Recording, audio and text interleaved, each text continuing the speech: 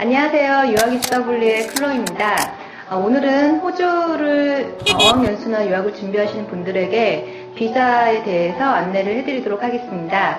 호주의 비자는 학생 비자, 워킹 홀리데이 비자, 관광 비자가 있는데요. 오늘은 두 가지 학생 비자와 워킹 홀리데이 비자에 대해서 비교 설명해 드리도록 하겠습니다. 우선 학생 비자 같은 경우에는 호주에서 학업을 목표로 하시는 분들에게 가장 적합한 비자라고 할 수 있겠습니다. 물론 워킹 비자와 관광 비자도 학업을 할 수 있지만 한정된 기간 안에서만 할 수 있기 때문에 학생 비자 같은 경우에는 학생분들께서 원하시는 기간만큼 다 진행을 할 수 있는 비자라고 보시면 되겠습니다.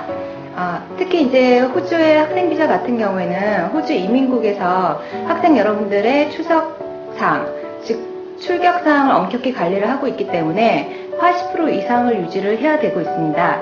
그렇기 때문에 이 출석률을 유지하기 위해서 학생들은 학교를 열심히 다닐 수밖에 없겠죠. 그래서 학업에 임하는 자세도 다른 비자에 비해서 어떤 출석률 여러 가지 면에서 우월하다고 볼 수 있습니다. 그러니까 수업의 참여도가 높다고 할 수 있겠죠. 하지만 굳이 단점으로 예를 들자면 호주의 학생 비자는 어떤 학업 기간이 한 학교에서 길기 때문에 중간중간에 여행을 하거나 학업 기간이 끝난 다음에 여행을 해야 된다는 단점이 있습니다. 좀 자유롭지 못하다는 점, 그리고 지역 이동이 조금 힘들다는 점, 이게 단점이라고 볼 수 있지만 학업을 목표로 하시는 분들에게는 이게 굳이 단점이라고 보기엔 좀 어렵지 않을까 싶습니다. 그리고 호주의 학생 비자는 다른 국가에 비해서 워크 퍼미션을 함께 주고 있습니다.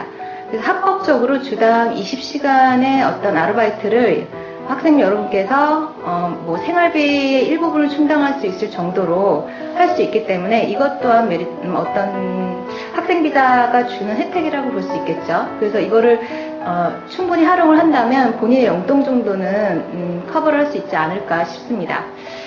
그리고 두 번째 워킹 홀리데이 비자에 대해서 설명을 해드리도록 하겠습니다. 호주의 워킹 홀리데이 비자는 멀티플한 비자라고 말씀드리면 좋을 것 같은데요. 여행이랑 공부랑 일이랑 함께 할 수 있는 비자입니다. 이게 자칫 잘못하면 어떤 목적을 잃어버릴 수도 있지만 어떻게 생각하면 활용을 잘한다면 이 세 가지를 다 충분히 누리고 올 수 있는 비자입니다. 하지만 학업을 목표로 한다면 앞서 설명드렸던 학생 비자가 훨씬 그 학업의 목적에 맞게끔 가시는 분들한테는 적합하다고 볼 수 있습니다. 워킹 홀리데이 비자 같은 경우에는 여행도 하고 제가 말씀드렸지만 공부도 하고 일도 한다고 말씀드렸죠. 학업 같은 경우에는 최대 17주를 하실 수가 있으시고요.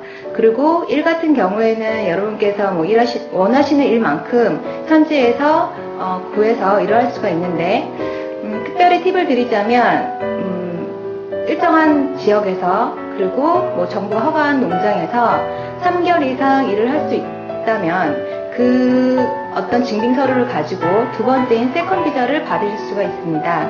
그렇기 때문에 여러분께서 우리나라의 대한민국 국적을 가진 사람이 만 18세이고 그리고 30세까지 이 사이에 있는 사람들이 이 워킹 홀리데이 비자를 신청할 수가 있는데 이분께서 이 비자를 취득해서 가신 분들이 1년 동안 체류를 하고 아까도 말씀드렸던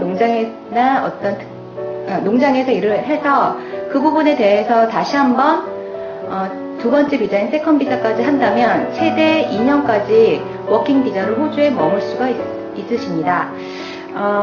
하지만 단점은 말씀드리자면 이 17주 동안의 학업을 할 수 있기 때문에 그 이상은 어렵다는 거죠.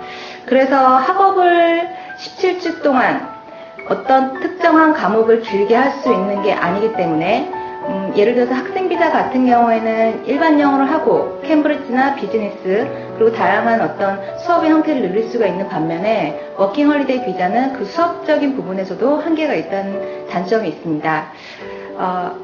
이런 부분이 아닌 사항이라면 여러분께서 이 워킹 비자를 취득하신 분들은 자유롭게 지역 이동도 가능하시고요. 여행도 가능하시고 그리고 일도 할 수 있는 비자라고 생각해 주시면 되겠습니다.